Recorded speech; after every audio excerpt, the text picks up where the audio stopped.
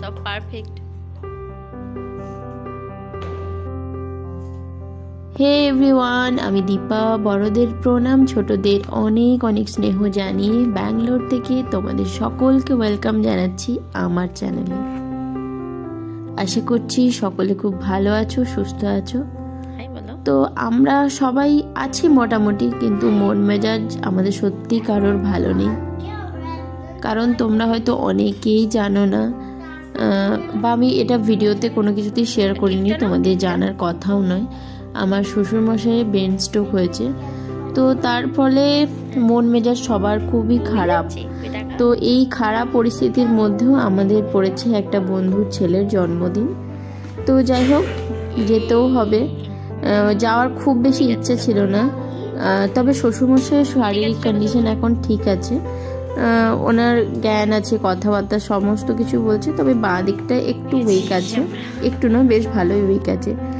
যাওয়ার সত্যি কথা বলতে খুব বেশি ইচ্ছা ছিল না, কিন্তু আমার মেয়েটা যেহেতু ছোট, আর এই বার্থডেটা আমাদের খুবই কাছের একটা বন্ধুর ছেলের জন্মদিন, তো সেই জন্য অনেক দিন থেকে এটা নিয়ে প্ল্যান প্রোগ্রাম করা ছিল।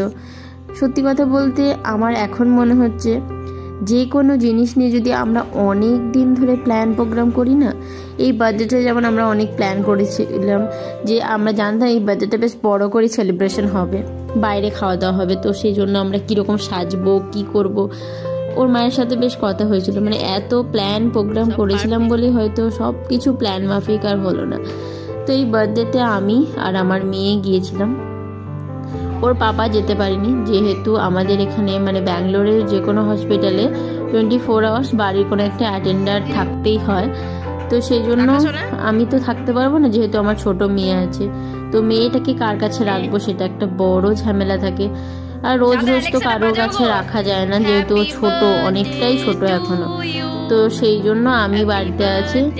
আমার একদম মন ছিল না যাওয়ার। তোর বাবা বললো তুমি একটু যাও, তাহলে ওর মনটাও ভাল লাগবে। আর আমার মেয়ে না ভীষণ সেন্সিটিভ, মানে ওর এইটুকু বাচ্চা বয়স, 6 বছরের, ও এখন 6 বছর কমপ্লিট হয়নি, তাও এই যে বাড়ির সবার প্রতি ওর যে একটা ভালোবাসা, বা ওর যে দাদাই হাসপাতালে ভর্তি, ও কতদিন যে কান্না করছে, ও রীতিমতো দিন গুনছে যে দাদাই কবে বাড়ি আসবে। তো যাই হোক, এই সমস্ত কিছু ভেবে তোর পাপার কথা শুনে ওর পাপা আমাদেরকে ছেড়ে দিয়ে এলো। আমরা গিয়েছিও অনেকটা দেরি করে, কোনো সাজগোজ নেই, নর্মাল একটা জামা কাপড় পরে মেয়েটাকে সুন্দর করে সাজিয়েছিলাম, কারণ ও তো ছোট না, ও তো এত কিছু বোঝে না।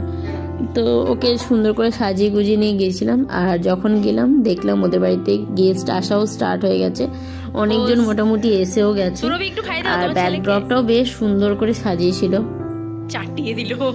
তো যাওয়ার একটুখানি 5-7 মিনিটের মধ্যেই ওর পাপা তো উপরেও ওঠেনি, ওর পাপা নিচে থেকে আমাদেরকে জাস্ট ছেড়েই ও বেরিয়ে গেল, কারণ তখন প্রায় 8:30 মতো বেজে গেছে। তো হাসপাতালেও খাবার দেওয়ার সময় হয়ে যাবে, এইসব বিভিন্ন ইয়েতে।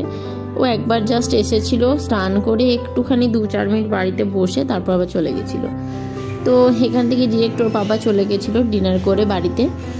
তো আমরা গিয়েছিলাম, তখন তারপরে একটু কেক কাটিং হলো।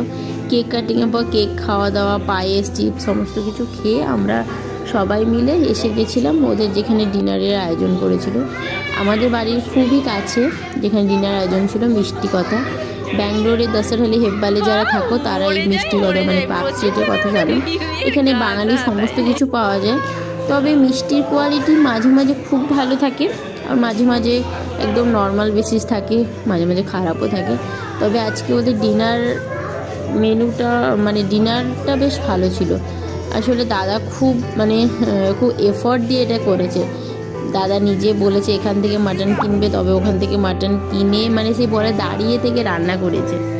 আসলে এটা সত্যি কি বলতো, যারা খেতে ভালোবাসে না তারা খাওয়াতেও ভালোবাসে। তবে এখানে মেনুও ছিল ভীষণ সুন্দর রকম, একদম ছিমছম দারুণ সুন্দর মেনু ছিল। আসার পরেই যারা ভেজ ছিল, মানে এখানে সবাই তো বেশিরভাগই ভেজ, তো যারা ভেজ ছিল তাদের জন্য আলাদা কাউন্টার, যারা নন ভেজ ছিল তাদের জন্য আলাদা কাউন্টার। তো যারা ভেজ ছিল তাদের জন্য সব কিছুই ছিল, যারা ভেজে তাদের জন্য পনির, আর যারা নন ভেজে তাদের জন্য মাটন ছিল। তো মেনুটা একবার বলে দিই তোমাদের, ছিল স্যালাড, কড়াইশুঁটি কচুরি, আলুর দম, ফিশ ফ্রাই, আর যারা ভেজে ছিল তাদের জন্য ছিল ভেজ কাটলেট, তারপরে পোলাও, মাংস, চাটনি, পাঁপড়, মিষ্টি, ব্যাস। আর এই রেস্টুরেন্টটা একটা জিনিস ভালো লাগে, কলকাতার বিভিন্ন জিনিসকে এখানে তুলে ধরেছে দেওয়ালে। বেশ একটা অন্যরকম সন্ধ্যা কাটলো। সত্যি বাড়িতে বসে থাকলে না সবসময় ওই কথাগুলো ভাবছি, যখন বাবা পড়ে গেছিলো আমিই তো বাবাকে উঠিয়েছিলাম, মানে সেই দৃশ্যগুলো না সবসময় মাথার মধ্যে ঘুরছে। তবে একটুখানি বেরোলাম, সবার সঙ্গে একটুখানি দেখা সাক্ষাৎ হলো, একটু ভালোও লাগলো। অবশ্য সবার মুখে এখন একই কথা যে কেমন আছে তোমার শ্বশুরমশাই। তো যাই হোক, ঠাকুরের কাছে এটাই প্রার্থনা করছি উনি যেন খুব তাড়াতাড়ি সুস্থ হয়ে বাড়ি ফিরে আসেন, কারণ এখানে একা সব কিছু ম্যানেজ করাটা ওর বাবার পক্ষেও যতটা ডিফিকাল্ট হয়ে যাচ্ছে, আমার পক্ষেও ততটাই ডিফিকাল্ট হয়ে যাচ্ছে। তো যাই হোক, আজকে সব কিছু মিলিয়ে এরকম একটা খুব যে সুন্দর একটা কাটলো না, অনুষ্ঠানটা খুব সুন্দর ছিল, বাট নিজেদের মন খারাপের জন্য একটা নর্মাল দিন কাটালাম। তো তোমাদের ব্লগটা কেমন লাগলো